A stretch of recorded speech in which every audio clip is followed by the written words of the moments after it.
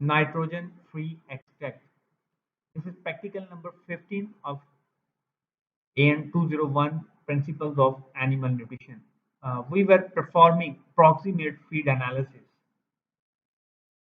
So until now, we have performed all the activities shown on the chart. First of all, we did dry matter determination and we calculated the dry matter and moisture content of a feed sample. So that was done by drying the sample in an oven at 105 degrees Celsius. So when we have a dried feed sample, it contains two major components. The one is known as organic and the other one is inorganic component. The inorganic component was determined through this proximate analysis by placing the sample in a muffle furnace, and at the end we get the ash. So that is the inorganic component or mineral component of the diet. The organic component is composed of macro and micronutrients. Among macronutrients, they are the carbohydrate, fat, protein, and vitamins are the micronutrients. It is difficult to determine vitamin through this proximate analysis. However, some of the vitamins they come under ether extraction. These fat soluble vitamins they are extracted when we do ether extraction. So under the macronutrients, we have carbohydrate, fat, and protein. We determine the protein content by using gel-dal digestion and distillation technique, and we determine the crude fat content through ether extraction. And the carbohydrates are composed of two major portions. The one is the fibrous component, and the other one is digestible carbohydrates or soluble sugars. Uh, During this proximate analysis, we perform crude fiber determination. It means we have determined the cellulose, hemicellulose, and lignin components collectively. So the structural carbohydrates come under this crude fiber category. So what we have measured or determined through this proximate analysis, we determine the moisture or dry matter content of a feed sample, fat content in the form of ether extract, then protein by determining the nitrogen content and multiplying that nitrogen with 6.25. Then we determine the inorganic constituents through ash, and we also determine the crude fiber content by first boiling the sample in acid and then boiling the sample in alkali. So what is left under this scheme if we go through the macronutrients, carbohydrate, only fiber component has been determined through this proximate, and the digestible sugars or carbohydrates they have not been determined through this proximate analysis. So it means proximate analysis is unable to determine the soluble or digestible carbohydrate. Then how we can measure, how we can determine this missing fraction? This missing fraction cannot be determined by using proximate analysis. However, we can estimate the amount of digestible carbohydrates, which are typically sugar and starch. So that estimate is named as nitrogen-free extract.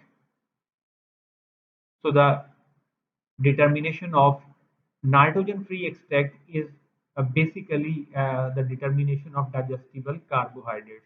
So actually, we are not going to determine nitrogen-free extract. Rather, we are going to estimate the digestible carbohydrates through this nitrogen-free extract estimation. How it can be estimated? So it can be calculated by difference. We are not going to perform any lab analysis, so we can calculate simply by difference. So this difference can be calculated by using this equation, where percent nitrogen free extract is equal to 100 minus percent water plus percent ether extract plus percent crude protein plus percent crude fiber plus percent ash.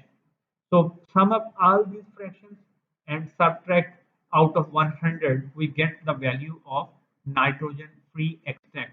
So any error during the proximate analysis, during the determination of dry matter, ether, extract, crude protein, or crude fiber or ash, so that come under nitrogen-free extract. For example, if ether extract contents are higher than the normal, we get a less value of NFE. Likewise, if any component is low than the actual, then again we will get a higher NFE value, which is not the accurate value. So NFE is actually this estimation that is not a determination of the sample.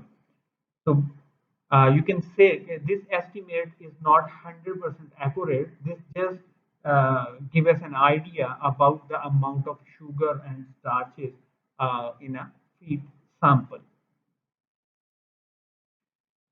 And finally, there is no extraction. This is simply a calculation. So keep in mind, okay, this is a misnomer word nitrogen free extract because there is no extraction. This is simply estimation through calculation. Here is the summary. Here you can see what we have determined until now.